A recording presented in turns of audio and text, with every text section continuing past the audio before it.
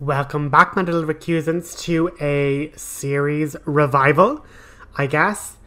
I obviously had started a Darkest Dungeon playthrough, and with myself and Neve, we just ended up with like scheduling conflicts, but as well as that, anytime we managed to meet up, Darkest Dungeon became like a cursed game. It basically, we'd have such issues recording and all this sort of stuff, so I just sort of said, look it, I'm gonna just go back, do maybe like a trophy tidy up kind of series, because I've had this game for yonks, and hopefully if scheduling improves we can go back, but I do want to kind of just revive this, give it a bit of life again, and so I've just started a new playthrough again. So we're back with Reynauld and Dismas, our highwayman and crusader. Loving that for ourselves. And our first big challenge. So we're going to go for the buff. So that allows us to hit the back line and give us extra damage and extra accuracy.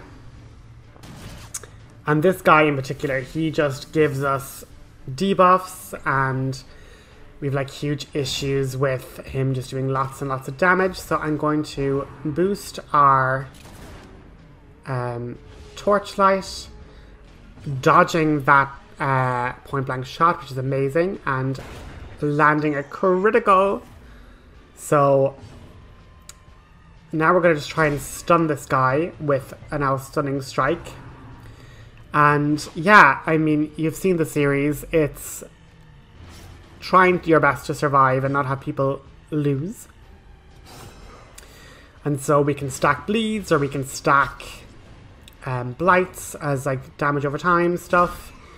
Reynauld, I typically like to use more of like a stress healer, because as you can see here, we can get bleed, and those little like dark circles are stress damage.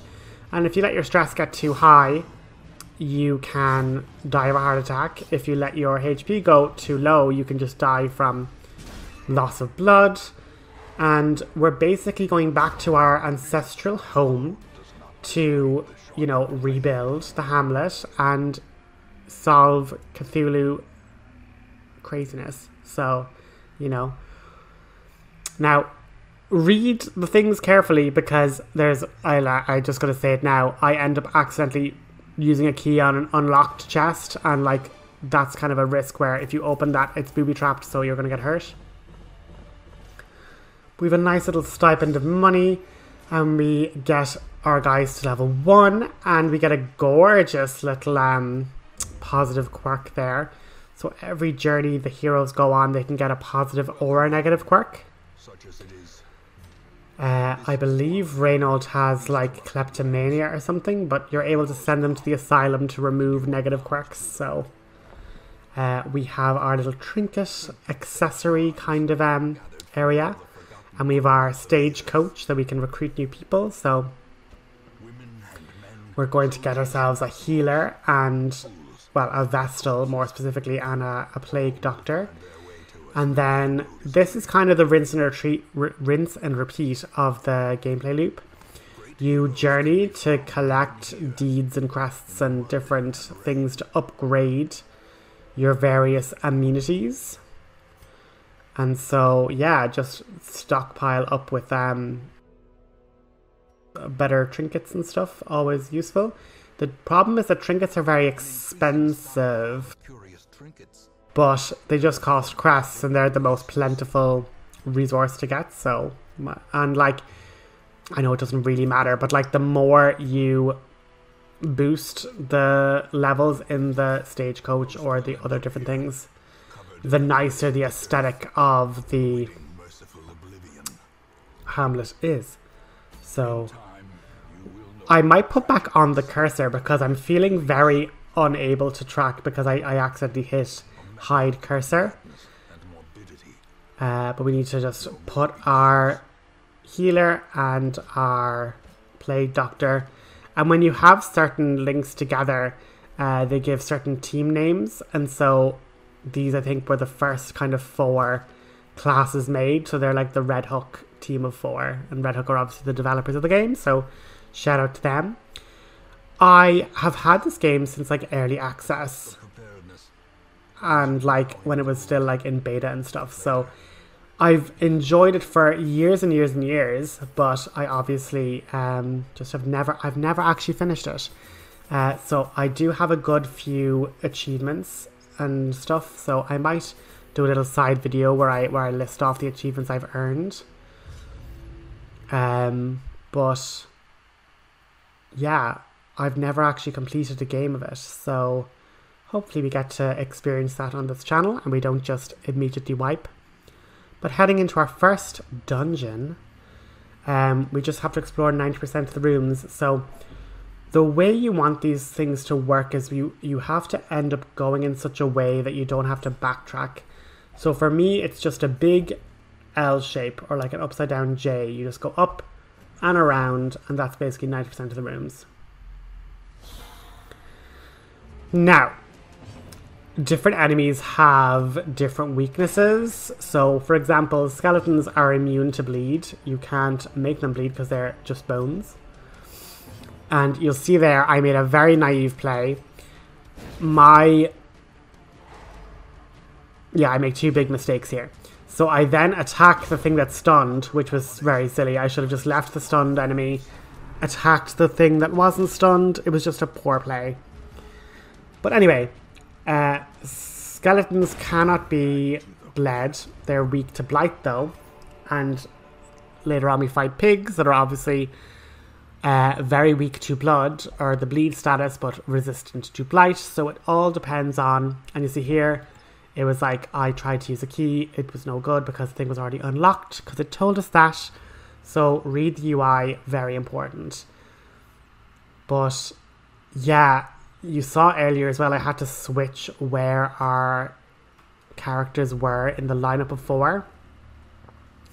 So our Plague Doctor needs to be in area 3 or 2 to be able to use most of their skills. And that was where we had a bit of a mix-up and a mess-up there. And for those that are starting out, welcome to part 3, I guess. But if you're playing for the first time, and this has somehow caught your eye, in general, there are 2 slots in the front that are like for damage dealers, and then the 2 slots in the back are typically stress dealers. So you want to always get rid of your stress first, because they can do 16 and 20 stress damage as opposed to like 5 or 6 regular damage. So yeah, you want to always go for the backline first, and this is kind of a delay tactic. If you're able to drop a heal on one of your characters because you know there's going to be like a stunned enemy or you're in safe hands, always take the moment to heal and fix yourself up before finishing the battle.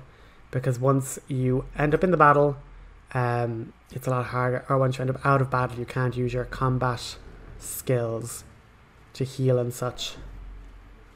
And what you'll notice is our 2 new recruits, they basically have a lot higher stress purely because they're lower level.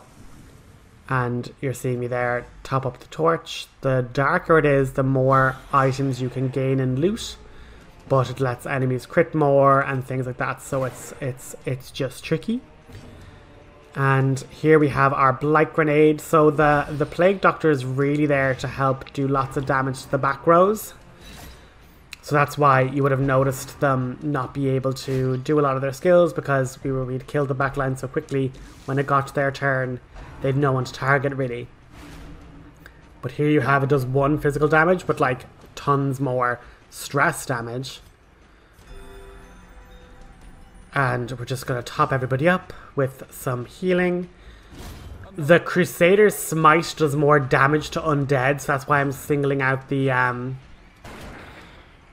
skeleton. And now you see we have that pip of 4 damage. in the blight situation, so we don't need to do anything. And on the start of the enemy's, the stress caster's next turn, they're going to drop. So I'm just looking here and I'm like, okay, well I can give like a damage boost to the rogue. Probably should have given it to Reynauld, the Crusader, because he actually had a turn. As I say, in hindsight, there's always better ways to do things when you think about it in recording afterwards, when recording the audio. These are not live. But we're doing pretty okay. And then when we check the strong box, it's like an heirloom chest, and so it says that it's locked, so when you use the key, you end up with more treasures in your loot. So all the different items, either in corridors or in treasure rooms, have interactable situations. And if you have the particular item to take advantage of a unique scenario, you know, good things can happen. And if you interact with them without having the prerequisite good thing, potentially a bad thing could happen also. And here we see the negative quirk of kleptomania. So Reynauld came upon this treasure and he took everything, so we don't actually get it into the inventory. And now we have a hunger check, so that's why you bring food, because if you didn't have food you would lose health and gain a ton of stress. So you don't want to fail a hunger check. And you need to also have lots of torches. Well, for me, I'm not doing a torchless run. There's people that do no light runs. This is not one of those. So tune out now, I guess, before you get too invested. But yeah, we've like tons of money now but you see, the money is deceptive because you need to then buy loads of stuff to go on your next adventure. I suppose less nervous that you're going to have something bad happen, you know? But yeah, plague grenade. Going to just toss that down. Getting 4 blight damage on those 2 enemies. Maybe if I could like stun the back row. Or stun the front. Get a bit of torchlight.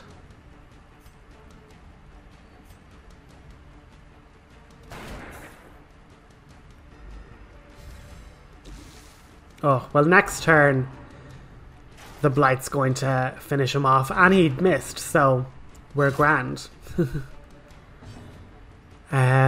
This is a handy one. It does like 2 damage, so little spread. Nothing wrong with a bit of spread damage. But yeah, like 20 more stress on our poor little healer. Let's try and just hit it with a judgment. So it does damage and heals damage. You know, not a bad combo to have.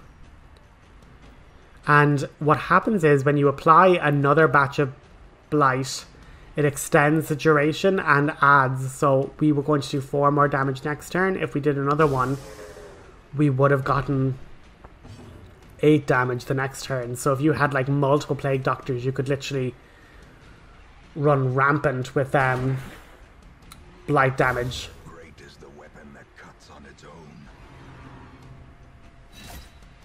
Oh, our poor highwayman is getting... Oh, and our crusader. And that's the problem. You see, crits on the enemy side are really dangerous because it gives us stress and more pain on our end, which we obviously don't want. And like, obviously, he's not going to bleed. He is a skeleton. But we're going to just smite him.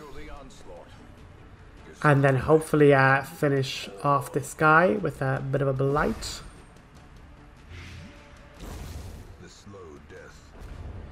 And we have more gold and more treasure, but we're going to just stay in the dungeon for a moment and unlock this heirloom chest with our key. Getting 16 more crests. Woohoo!